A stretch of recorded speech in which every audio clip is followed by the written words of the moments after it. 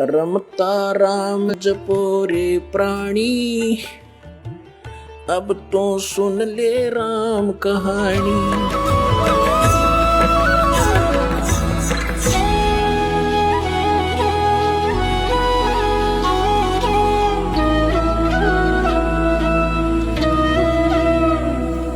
अब उसी से एक पंथ निकला है मथुरा में, जय गुरुदेव नाम रख लिया। वैसे वो कहते हैं, जो तुलसीदास साहिब जी बैठे हैं उसमें गद्दी पर, वो कहते हैं ये जय गुरुदेव तो परमात्मा का नाम है, लेकिन उसी उनके अनुयायियों ने उसको जय गुरुदेव नाम से प्रसिद्ध कर दिया और उसने वो स्वीकार कर लिया।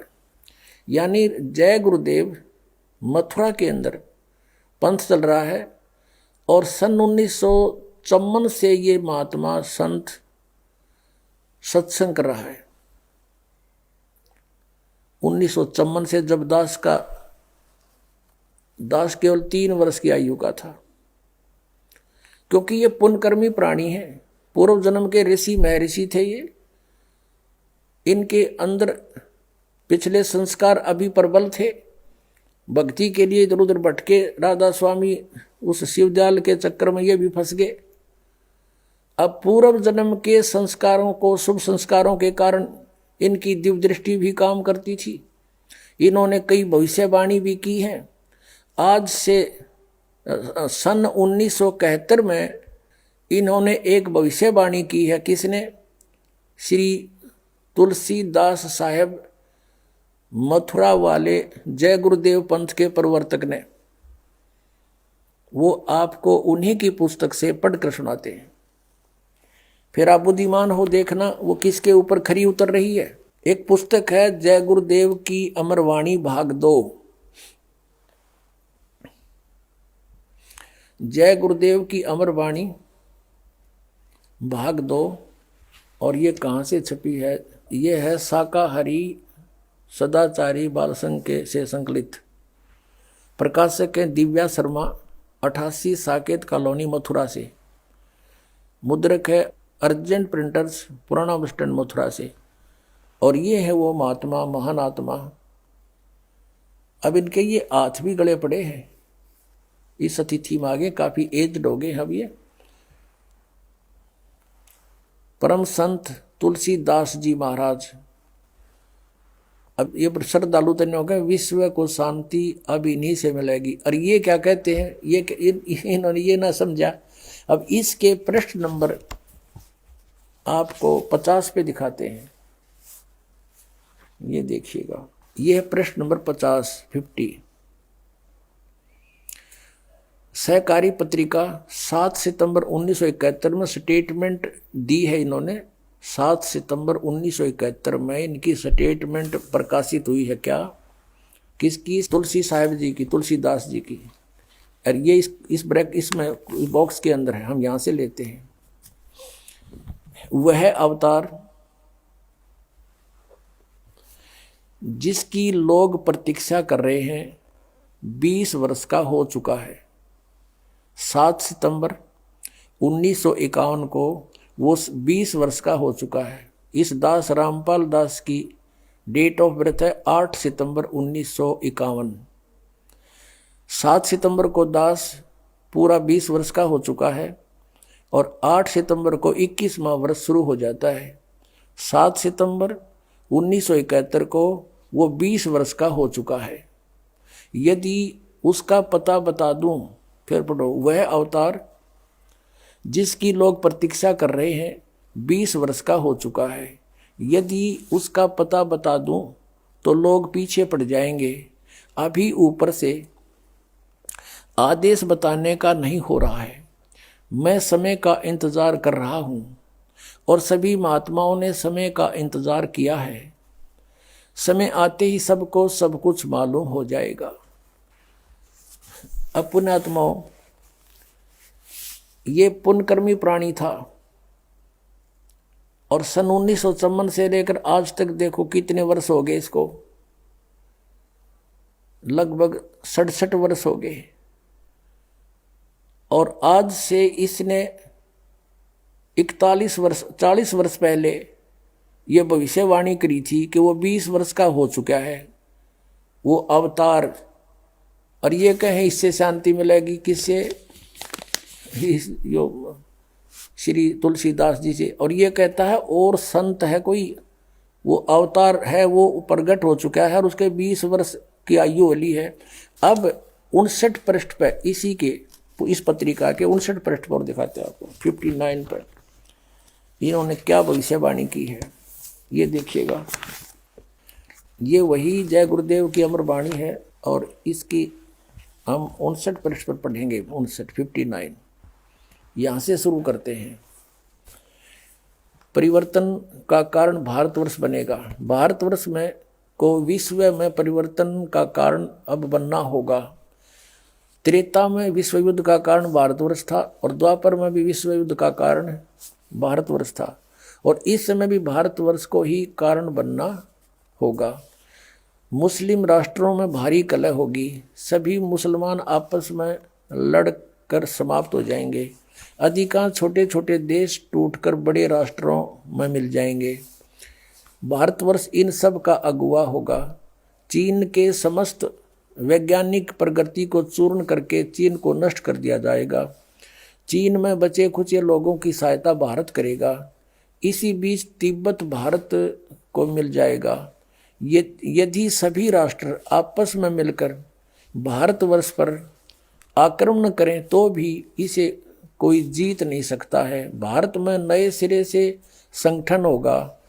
यदि विश्व के सभी राष्ट्र जी जान से यह प्रयास करें कि सुरक्षा परिषद अमेरिका से हटकर भारतवर्ष में न जाने पावे तो यह कदापि नहीं होगा। सुरक्षा परिषद भविष्य में भारत में चली आएगी। महापुरुष का जन्म भारत के एक छोटे से गांव में हो चुका है, जिसके विषय में 7 सितंबर 1971 को ये स्वामी तुलसीदास जी कह रहे हैं वो 20 वर्ष का हो चुका है उसका जन्म। अब बताया है, अब ये है सहकारी पत्रिका 28 अगस्त 1971 को इसने स्टेटमेंट दी। इसमें नाम नहीं बताया, फिर 7 सितंबर को क्लियर कर दिया कि आज वो 20 वर्ष का हो चुका है। इसमें लिखा कि महापुरुष का जन्म भारतवर्ष के एक छोटे से गांव में हो चुका है और वह व्यक्ति मानव इतिहास का सबसे महत्वपूर्ण व्यक्ति बनेगा। उसे जनता का इतना बड़ा समर्थन प्राप्त होगा कि आज तक किसी को नहीं मिला है। वह महापुरुष नए सिरे से विधान बनाएगा और वह विश्व के संपूर्ण देशों पर लागू होगा। उसका एक झंडा होगा और एक भाषा होगी। अपने आत्माओं, कबीर परमेश्वर आए थे क्योंकि वो परमात्मा है, उनकी जानकारी, क्योंकि वे स्वयं परमेश्वर हैं और परमेश्वर की महिमा को परमेश्वर ही जान सकता है। इसलिए उन्होंने अपनी महिमा आपा आकर बताई कि हम ही अलख अला हैं, कुतुब गोस और पीर, गरीबदास खालिक धनी हमरा नाम कबीर। अब रामानंद जी से परमात्मा कबीर जी अपना परिचय दे रहे हैं, लेकिन वो समझ नहीं पा रहे कि ये सच्चाई बोल रहे हैं। जैसे तुलसीदास जी हुए हैं जो जिन्होंने रामायण लिखी है, कौन सी रामायण? श्री रामचंद्र जी वाली रामायण लिखी है। उनकी दिव्य दृष्टि खुल गई थी। इस दिव्य दृष्टि की कुछ रेंज होती है, जैसे सूक्ष्मदर्शी की होती है दूरबीन की, उसकी अपनी अपनी रेंज होती है, कहाँ तक देख सकती है। तो ऐसे उस तुलसीदास जी ने लाखों वर्ष पहले की घटना घटी हुई श्री रामचंद्र जी और रावण के बारे में वो एज इट इज अपनी भाषा में, अपने लैंग्वेज में, चौपाइयों में, दोहों में लिख दी। इसी प्रकार आदरणीय गरीबदास साहिब जी ने परमात्मा से परिचित होकर के परमेश्वर ने उनका ज्ञान योग दिव्य दृष्टि खोल दी थी। उसके बाद गरीबदास जी ने परमेश्वर के पहले और आगे के सब घटनाओं का, दृष्टांतों का विवरण अपनी लैंग्वेज में, अपनी वाणी में लिखा है, तुलसीदास जी की तरह। तो यहां कहा कि ए स्वामी सृष्टा में, कबीर साहब जी परमेश्वर जी बता रहे हैं, ए स्वामी सृष्टा में सृष्टि हमारे तीर, दास गरीब अधर बसु अवगत सत कबीर। मैं ऊपर रहता हूं श्लोक में, सह शरीर हूं और वहां से चलकर आया हूं। परमात्मा जन्म नहीं लेते। कोई ये कहे कि हमारे गुरु जी भी चलकर आए, ये तो जन्म लेकर आए माता से। वो परमात्मा स्वयं चलकर आए हैं और उन्होंने अपनी महिमा आप पे बतानी पड़ी। आप पे आरती आप पे साजे, आप पे किंगर आप पे बाजे, आप पे ताल झांझ झनकारा, आप नचे आप देखनारा। पुण्यात्माओं, परमात्मा ने 600 वर्ष पहले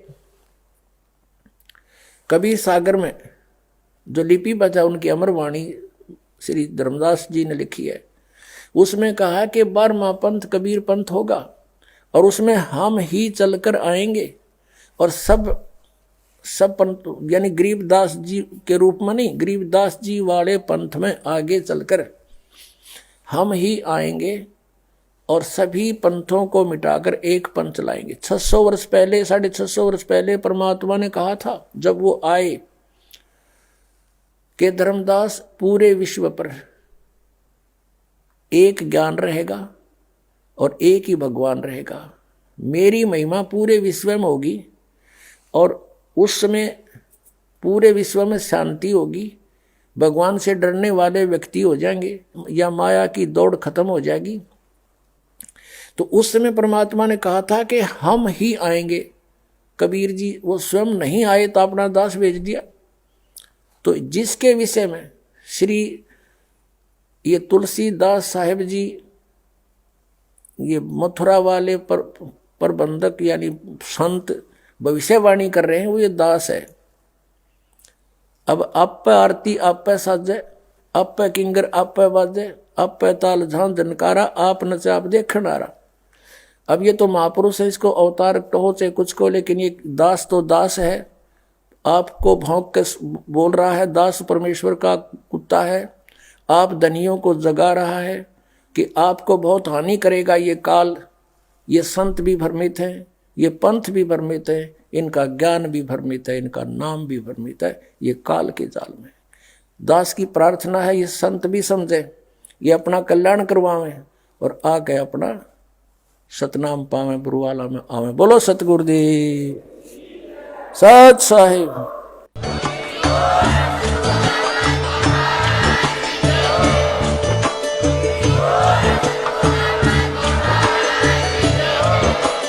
आप सुन रहे थे जगत गुरु तत्वदर्शी संत रामपाल जी महाराज जी के मंगल प्रवचन। अधिक जानकारी के लिए विजिट कीजिए हमारी वेबसाइट www.jagatgururampalji.org। संत रामपाल जी महाराज जी के शुभ आशीर्वाद से पूरे विश्व भर में 500 से भी ज्यादा नाम दीक्षा केंद्र हैं, जिन पर संत रामपाल जी महाराज जी द्वारा ऑनलाइन निशुल्क नाम दीक्षा दी जा रही है। अपने नजदीकी नाम दीक्षा केंद्र का पता करने के लिए संपर्क करें 8222880541।